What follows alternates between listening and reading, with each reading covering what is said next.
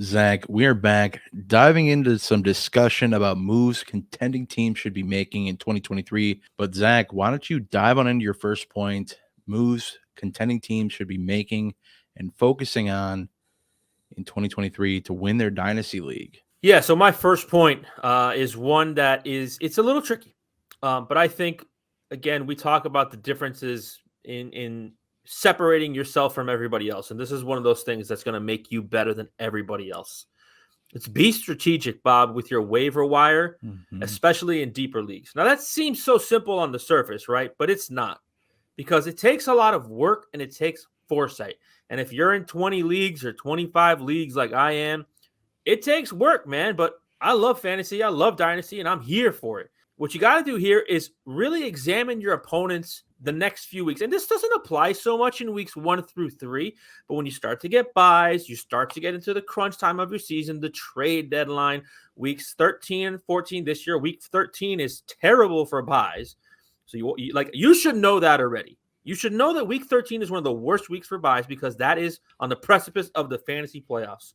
So examine your opponents the next few weeks ahead, and where do they have buy players or disadvantageous matchups that could be aided by waiver wire additions. The bottom spot on your roster, Bob, in my opinion, in a deeper league, in a bigger start format, this doesn't apply so much to start 7, start 8, where the roster's 20, 21, 22. This applies to start 10, roster 25, 26, 27. Those bottom few spots, Bob, that should be churning the butter over and over again of waiver wire players every single week. $0 bids, no problem. Throw them out there, whatever. This is why Mike likes to trade for Fab, okay? Yeah. Mike's living proof of this. Those bottom spots in your roster, Bob, should be used for roster fodder in situations like keeping a player away from your opponent. Mm-hmm. Does he have a wide receiver? Does he have 2 wide receivers that have a bye next week and he has nobody on his bench? Well, what's the best wide receiver on the waiver wire that you can pick up now that he's going to be looking at next week because he's not taking advantage of this tip? If you do this, you get ahead of the curve. It's not so much an advantage for you as much as it is a disadvantage for your opponent. And what are we trying to do here? We are trying to be better than our opponent every single week. And if they're in a spot where they don't have a wide receiver and they can't pick up one on the waiver wire, what are they going to have to do? They're going to have to send out some assets to another team. So maybe you don't necessarily win the battle that week, but now you've won the war because now they're trading draft picks. Now they're trading young players because you got on your waiver wire, Bob, ahead of them. Again, this is a very, very strategic move, but we're talking about championship moves to make, and this will make you better than the other teams in your league, Bob. I love this point, especially just the concept of playing keep away and the idea that you've touched on, but like plays roles elsewhere in formatting. But you don't always have to be better when you're making a move. Sometimes you can be preventing somebody else from being better, putting them in a disadvantageous position, like you discussed, and then they get worse. So if you were neck and neck before, you might not be getting better, but they're getting worse. So they're still that much lower than you. Hey, every little bit helps, and this is a great way to do it. And I think it's just good practice that, if you're able to look at other team situations, you're probably already also looking at your own situations. So I just think, like you said, touching on this foresight and the game of keep away, where either they have to maybe come trade for your guy or for another team's or trade with another team to spend assets that they shouldn't have had to spend. It's helpful. It's helping another team somewhere else, but it's also hurting some teams some way, one way or another. So, something I do want to add here, Bob, to your point of basically calling it keep away. In the last 3 weeks of the regular season, weeks 12, 13, and 14 of your fantasy season, I'm not only looking to do this to my opponents, I'm looking at the rest of the league. Who's in first and second place? Who's trying to get a bye? I'm in third and fourth place. They have 6 players on a bye in week 13. Who are they going to go after? I don't necessarily play them, but if I can help them lose, I'm helping me win, even if I'm not playing them. Touching on the foresight again, the one thing, if you're well ahead and you can kind of have that foresight, the knowledge, intuition, whatever it may be, to be able to say, hey, look at this. The Cincinnati Bengals are a great wide receiver matchup for week 13. Whoever they're playing that week, go get whatever, even if it's a wide receiver 2 or not a great wide receiver. Mm-hmm. Go get somebody that is going to be parroted as next week's waiver wire darling just because they have a good matchup, but do that a week early. Mm-hmm. You get him cheaper, there's less competition, and then now, whether you're competitive or not, if say you're watching this and you have a rebuilding team kicking around, you have a piece that people are going to want. You're not going to get like a first round pick for the guy or anything like that to fill a week, but you can throw a third along with the guy, get a second back, throw a fourth, get a third, something like this. There's ways to manipulate this, and I think this is just a great start to just looking ahead that little bit and finding just small little advantages that make big impacts long term, as opposed to just working in the micro. I'm going to get to my first point, Zach, which is establishing which assets are liquid and which assets are crucial to this competitive push. We've made the decision to compete. We have pieces that are crucial to that. So what assets are available to move in case of injuries? This will touch on, kind of preface your next point, which is great too. What players do we have that we can move in case of injury, or just, there's players every year that don't pan out. So what players can we move, and what players do we absolutely need in our lineups to be able to compete? Guys like AJ Brown, guys like Stephon Diggs, guys like Patrick Mahomes, guys that are high-end producers that are very valuable in Dynasty still, and players that are very, very hard to replace production-wise and value-wise. So ultimately, we've decided that we are competing, and until the fat lady sings, the show must go on. We are committed, and we need to follow through.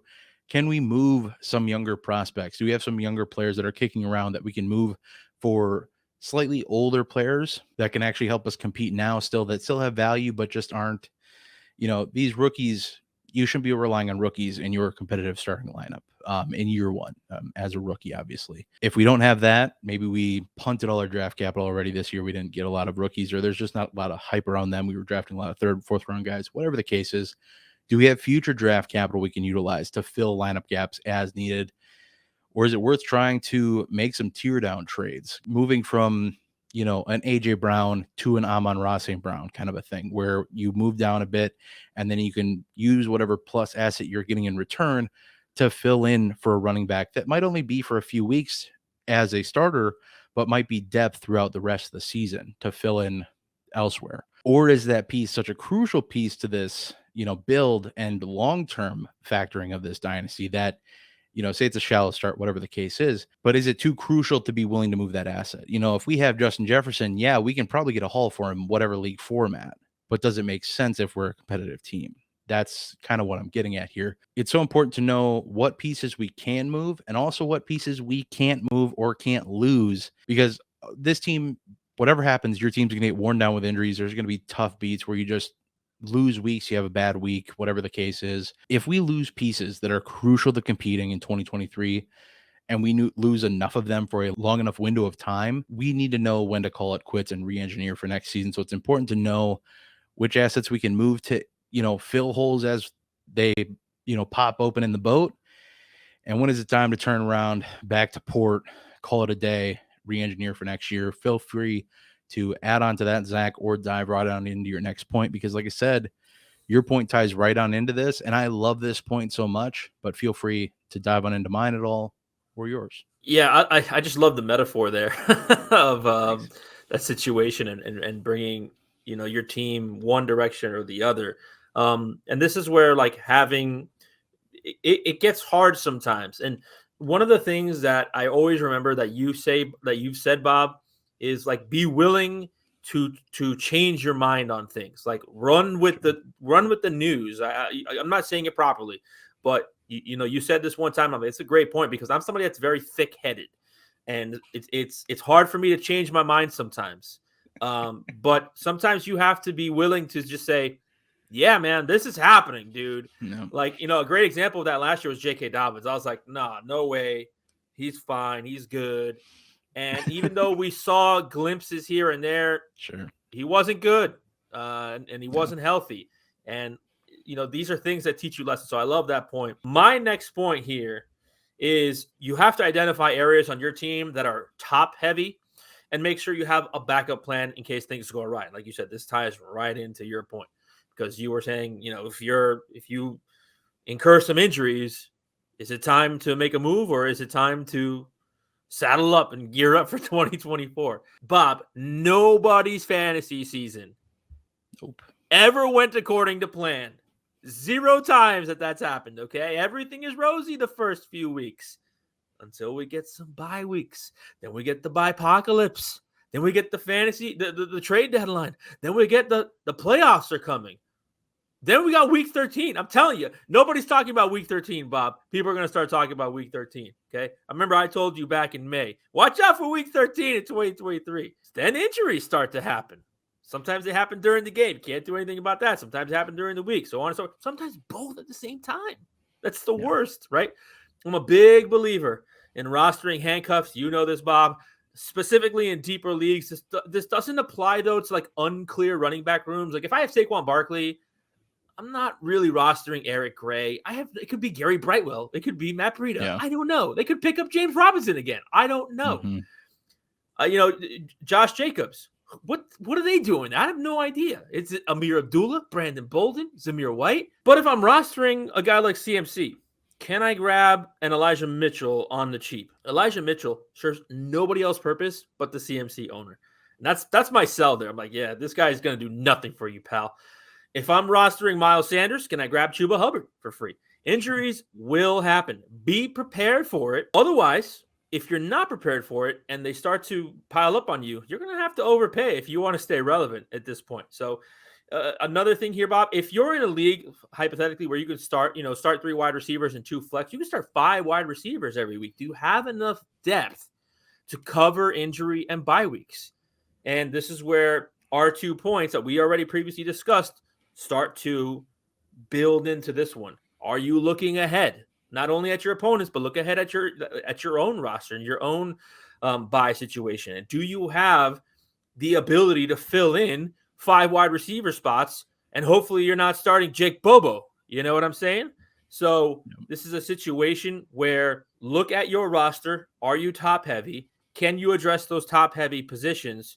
And do you have plans for injuries and bye weeks and both of those things happening at the same time? If I'm a competitive team, Bob, that is the final nail in the coffin of me trying to compete, making sure I have backup plans for injuries and backup plans for bye weeks and backup plans for the both of them put together. I love this because, like you said, no season goes as it's written. Your sexy paper roster that you have right now will look very, very different if you are playing week 17 for something that, is a shiny gold trophy or whatever it may be, a pot in your league, whatever the case is.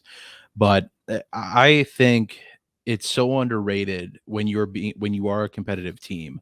And this is something I've, discussed previously a little bit in the past, is just when I'm competitive, I want to spread everything out. If I have excess depth anywhere that I feel like, man, I have Marquise Brown. He's my wide receiver 6 or 7, but I have 2 other guys behind him that are pretty close. Can I trade him for some running back or some tight end?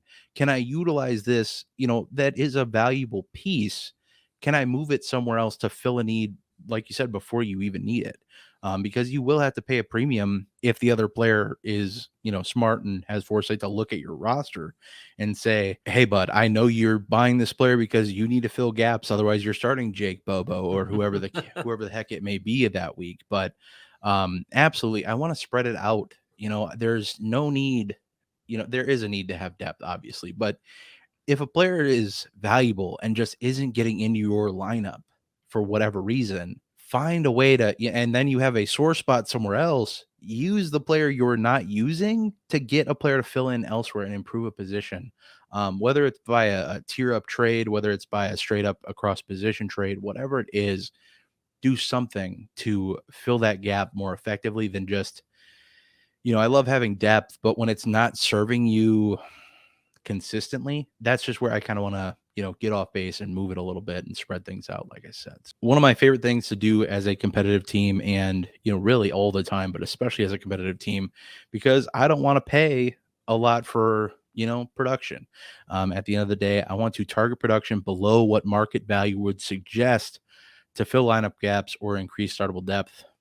Back to the previous point of having startable depth and, a good bit of it some examples of this right now, especially if you're looking at running back, guys like Joe Mixon, Alvin Kamara, and Cam Akers, guys I don't love long term, but guys that will not cost you an arm and a leg to go get. These are guys that maybe you throw your late first round pick, or if you have an adjacent first round pick, whatever the case is, you throw a first and you can probably get one of these guys and a second back. It might not be a 24 second if you throw a 20, it might be a 25 second, but you're getting a piece back with these players, and the value is baked in because these pieces do lack longevity at the end of the day. As I mentioned before, the best way to add these pieces and maintain some longevity is by adding a pick to what you receive in return. So don't just try to send an early adjacent second straight up for these guys. If you have it and that's going to get the deal done, by all means do it. But I don't think most cases it is at this point. So cash in on some longevity, get a pick back with a player when you send a first round pick for one of these guys, hypothetically, and let your league mate improve a pick a round by moving a player that they may be looking at moving on from anyway. And this way you get the necessary piece to add to your build for now, but you also get an asset to utilize later and maintain longevity over the course of your dynasty. So you're not just sinking what could be, Jahan Dotson was a second round pick in a lot of drafts. What could be a Jahan Dotson next year? You're getting that possibly added to your roster along with Alvin Kamara to help you now. And second round picks are crapshoots, kind of for the most part. After the third round and later is really where it gets bad. But second round, still not great odds either, depending on the league formatting and things like that. But this is one of those exploits in Dynasty that when you're a competitive team, you can easily take advantage of. So many managers only care about youthful players and are assuming that production will immediately follow the value investment of a young player. I hate to bring it up because he's, we rip on him so much, but Drake London is like the prime example for this. You spent so much to get him. He has all these flashy metrics. That's all great, but you're expecting too much production for him at this point, in my opinion. I think he's fine to have, fine to hold, but I think you're expecting too much. But this is how good players like this that are still productive get left by the wayside in this, what I'll call a value vacuum in Dynasty. And this is where a competitive team can really make good on some getting players that are valuable, obviously, but also productive still. These guys are going to be in top 10 of people's rankings in redraft rankings. A lot of these guys are going to be expected to be top 10. I don't love these guys, but if they're going to be my running back 3 or 4, which is what I'd be kind of expecting to plug them in as, yeah, I'm in on the value of these guys. That may not have the longevity, but the production's going to be there, especially when I just need to put them in a flex spot and maybe an RB2 on an occasion. And I get to have this before I need to. But Zach, feel free to dive in on this if you have anything else to add, or feel free to add on in with your next point. This is definitely something, if you're looking at competing, where you can kind of fill in the gaps, right? Mm-hmm. Because you're not, for the most part, unless you just run roughshod through your league, you're not going to have start 10 of all young guys. It's just not possible. You have to fill in the gaps, and you're going to get to this later, Bob. And I absolutely freaking love this point that you're going to bring up later, where you do need experience on this roster. A great example of this through the offseason for me was Mike Evans. I bought Mike Evans in a lot of places very low, and I shouldn't have been able to buy him at that price. And I don't think that a player like Mike Evans is in the same window as an Adam Thielen is, right? Where Adam Thielen I agree. could be out of the league by next year. It's unlikely, but that window exists. That's not the case for Mike Evans. Yeah, that's not the case for Mike Evans. Mike Evans will continue to get opportunity and opportunity and opportunity until he shows he can't do it anymore, because he's shown for 10 years he can do it. So I think it's a fantastic point, and one that I don't want to ruin too much, because your last point is just so freaking beautiful. And it really does talk about this a lot. So I'll just go ahead and get to my next point. For me, one of my favorite things to do is monitor players throughout the season that I wanted to buy prior to the season, but I couldn't. I know I've talked about this before, but this is just for me. Yes, we are in a championship window, but we also want to make sure that we are having fun with the players on our roster. A very big aspect of Dynasty is like, that's my guy. I was on this guy. I like this guy, and you're not going to be able to get them all. It's just a situation where, it's a numbers game, and there's 12 teams or 14 teams or 10 teams, and everybody's going to have players, and you're not going to be able to get them all. And that's okay.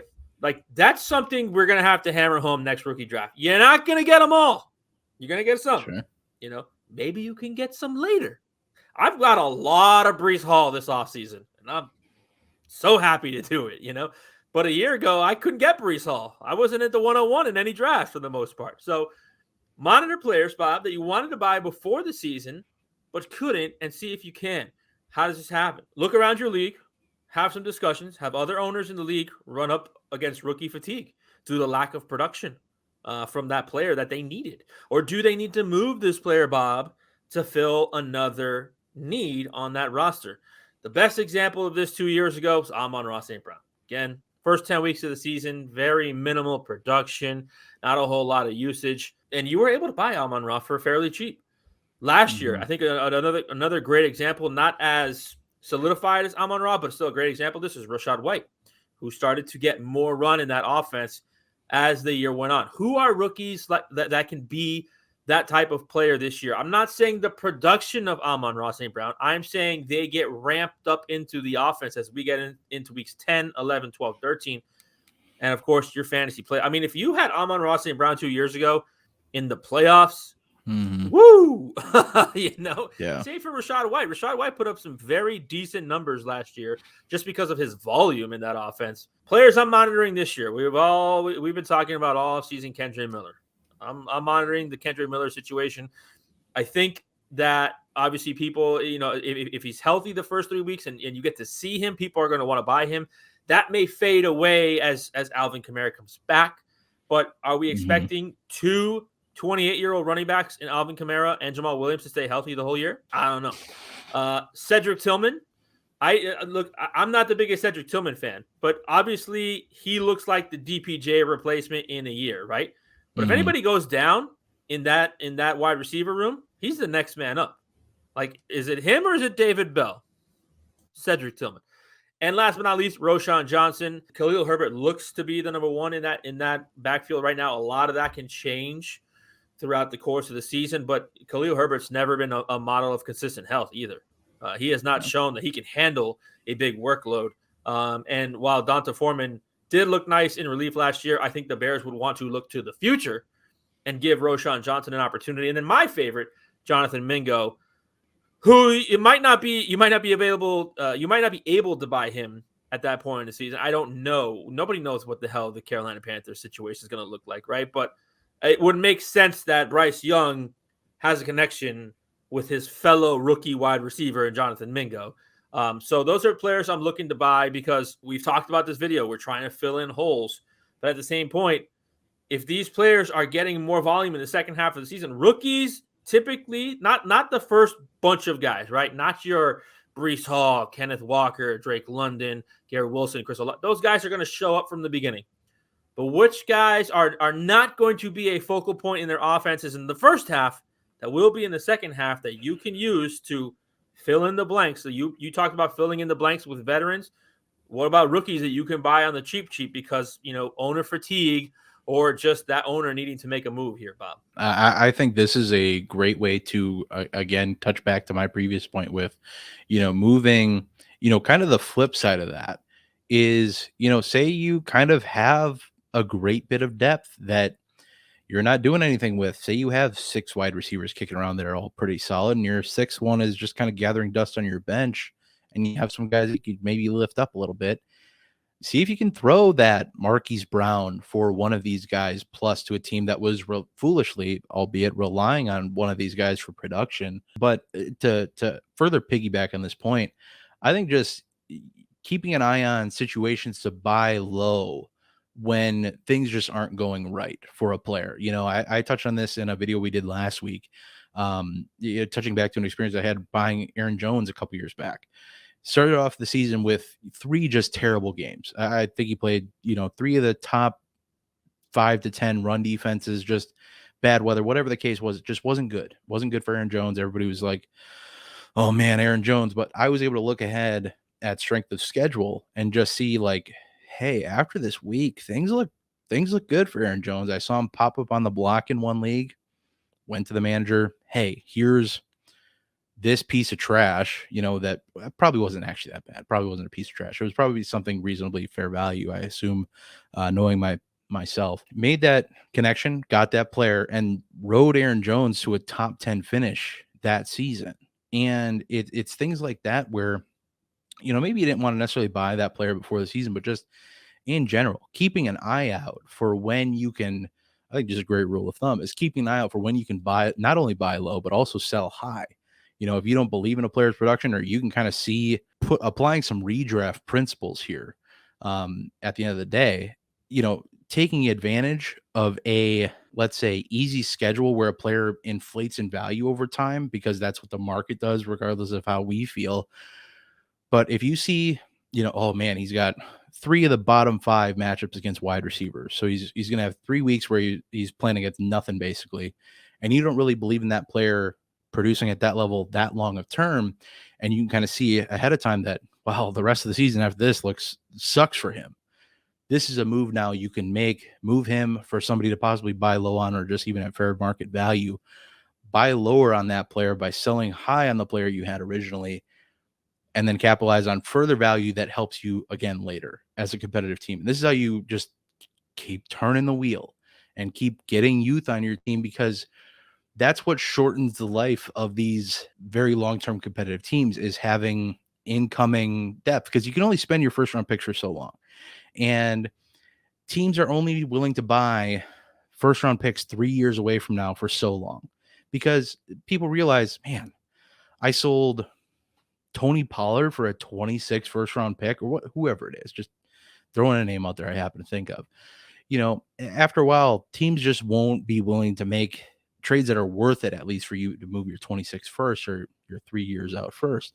So you're going to run out of picks, and you're not going to be able to get youth on the team unless you're able to make other moves that find ways to kind of insulate or pad value to add to the longevity. The last point I have for y'all today is not being captive to the long-term ideology of Dynasty Fantasy Football. We all love Dynasty. I get it. It's because it's a real-life Madden GM mode. Not quite real life, but you get what I'm saying. It's based off real stats, real box scores, etc. And of course, we want to create this long-standing dominant team. A dynasty. That's what we want to build. That's why it's called Dynasty Fantasy Football. But I encourage you to not get so caught up in building for the future that we stop playing for now at some point. I've seen so many rosters and roster reviews that are loaded with draft picks, but just have zero talent. And all they did the last 2 seasons of their so-called rebuild was roll over rookie talent after rookie season, or other young talent that just hasn't developed yet, for more future uncertainty of draft picks. At the end of the day, draft picks are great and they're valuable if you know how to use them, and who to draft with them and who not to draft with them. But you don't know how players are going to pan out when you draft them. You don't know where these draft picks are going to land, and you don't know if the league will even last that long. I think there's some fake or real analytic out there that dynasty leagues on average will last like 3 years. And I've been in a lot more for longer than that. So there's hope for all of us out there. I've seen some on the channel that have been in live for like 20 some years or something like that. It's crazy. Don't be afraid to mortgage some of your future to attempt to win now. And that doesn't mean I want to invest solely into aging players that are totally on the decline, like an Adam Thielen, like you mentioned earlier, guys that are over that 30-year-old mark. That doesn't mean I want to buy in on those guys and solely use draft capital to do so, trading a young asset of the future for a player who's, on a downhill slide. But if you have draft capital, go spend 3 firsts to go get Justin Jefferson if you can.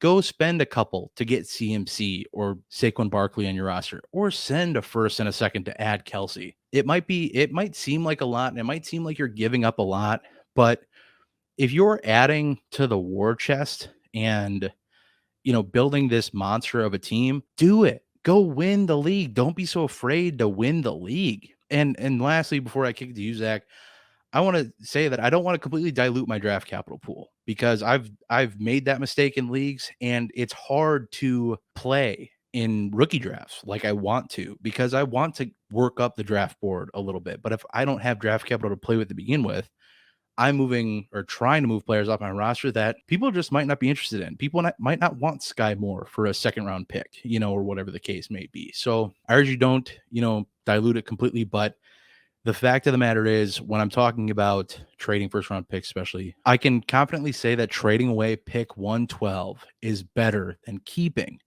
pick 111. Zach, feel free to touch on this in any way you'd like, feel free to dive on in. You're making me have to think over here, Bob. It's a very philosophical statement there by you. I love this.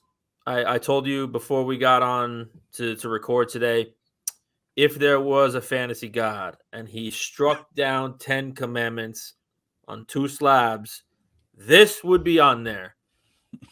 We see this way too much, and I totally understand. But this game of Dynasty is a balancing act of things that Bob has talked about, like knowing when to add the veteran pieces, knowing when to buy the rookie pieces. It's not all about, hey, I have 10 first-round picks next. Great.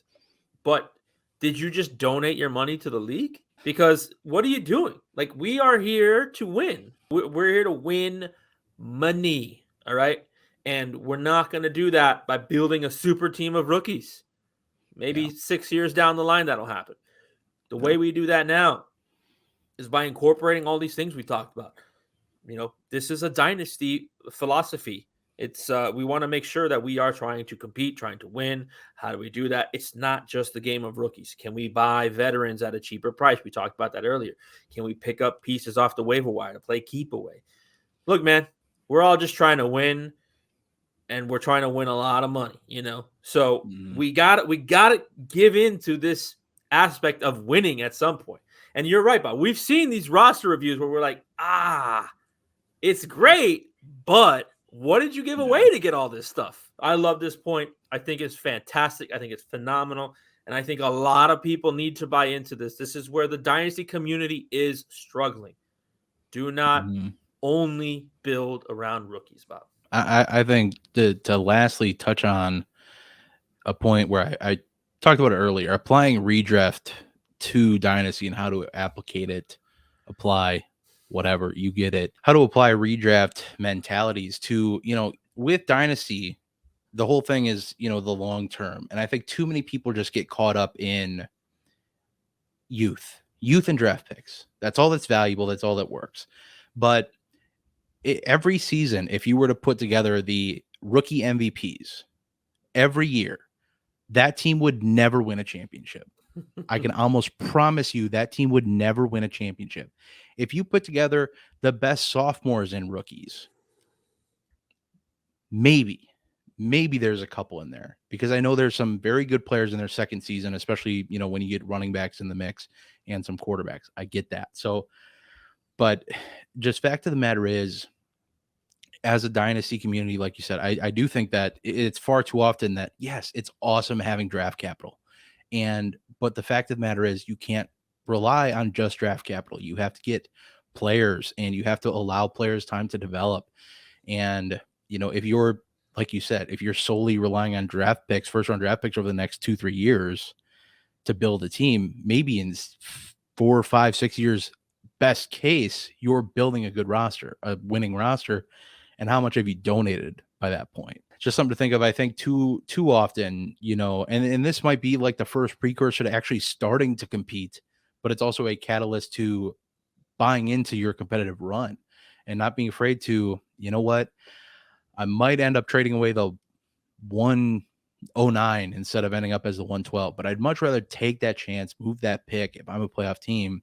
Don't get caught up in, because every year, like, the 111 is cool, the 112 is cool, but like every year we know that it's just a big tier gap between that pick and the top 5 or so every single year. So I can't speak on it enough that whatever you have to do to break yourself away from this mentality of youth equals everything in Dynasty, like, instead of, for now, until that mindset changes, use that to your advantage.